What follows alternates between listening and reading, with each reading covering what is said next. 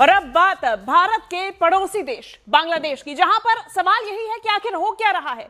देखिए, यूनूस सरकार के शासन के बीच में हिंदुओं को बार बार टारगेट किया जा रहा है।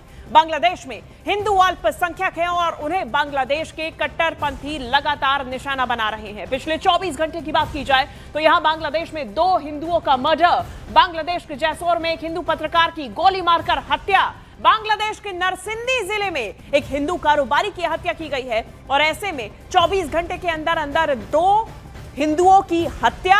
बड़ा सवाल, क्योंकि अगर 18 दिनों का आप रिकॉर्ड देखें तो 18 दिनों में 6 हिंदुओं की अब तक मौत हो चुकी है और उनकी हत्या की गई है। तो पिछले 24 घंटे के अंदर 2 हिंदू युवकों को कट्टरपंथियों ने मौत के घाट उतार दिया और इनमें एक हिंदू पत्रकार भी थे, जबकि दूसरे हिंदू कारोबारी। अब आलम यह है कि पिछले 18 दिनों में बांग्लादेश में 6 हिंदुओं की हत्या हो चुकी है। यूनूस सरकार की ओर से कहा जा रहा है कि यह छिटपुट घटना है, लेकिन एक एक करके जिस तरीके से हिंदुओं को टारगेट किया जा रहा है वो बांग्लादेश की यूनूस प्रशासन पर बड़े सवाल खड़े कर रहा है।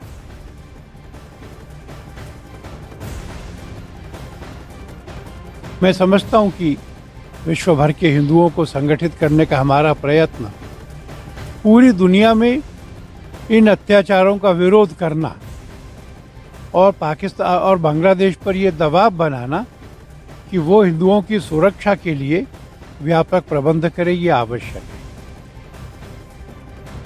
अच्छा है कि अब बांग्लादेश के खिलाड़ी हमारे देश में नहीं खेलेंगे।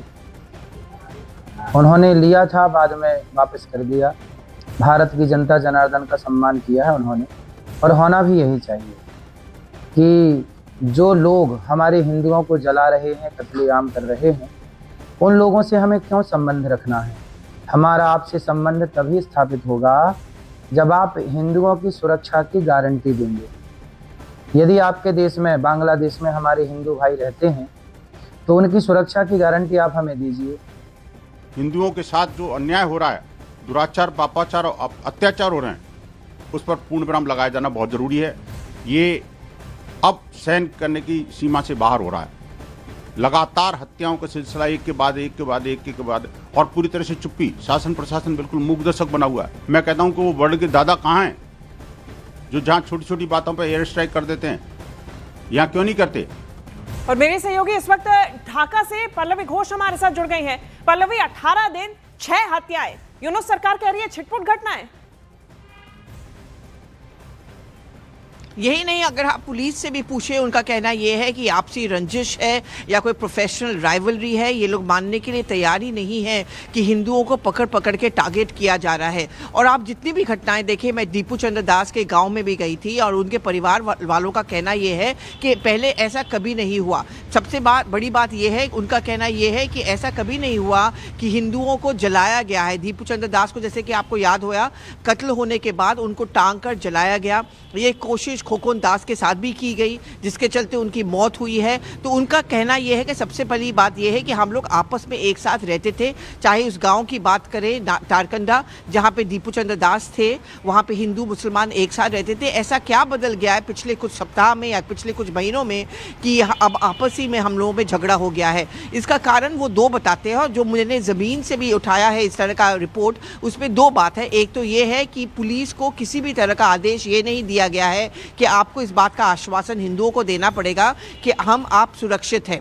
और जितने भी आप मर्डर या कत्ल का केस देखोगे, उसमें बार बार देखा गया है कि आरोपियों को 6 या 7 दिन बाद ही पकड़ा गया है, वो भी मीडिया में आने के बाद। एक तो सबसे बड़ी बात यह है। दूसरी, जमात एक बहुत अहम भूमिका निभा रही है इस चुनाव में, और जमात की जो आइडियोलॉजी है वो काफ़ी कट्टरपंथी माना जाता है। वो एक इस्लामिक आइडियोलॉजी को पॉपुलर करना चाहते हैं, और उनका मानना ये है कि जो भी माइनॉरिटीज़ हो, चाहे वो बौद्ध धर्म के हो, चाहे वो ईसाई हो, चाहे वो हिंदू हो, उनको आखिरकार ये इस्लामिक आइडियोलॉजी को भी अपनाना पड़ेगा। और ऐसे में जब आप इसी बात का प्रचार करते हो तो कहीं ना कहीं इस तरह के अटैक्स या कत्ल हिंदुओं पर भी किया जाएगा जाहिर तौर पर। और यूनूस एडमिनिस्ट्रेशन कुछ भी कहे, लेकिन सच्चाई तो ये है कि ज़्यादा से ज़्यादा हिंदू असुरक्षित महसूस करते हैं, और बहुत सारे लोग अब आप उभर के बाहर निकल के बात भी नहीं करना चाहते रिकॉर्ड पर।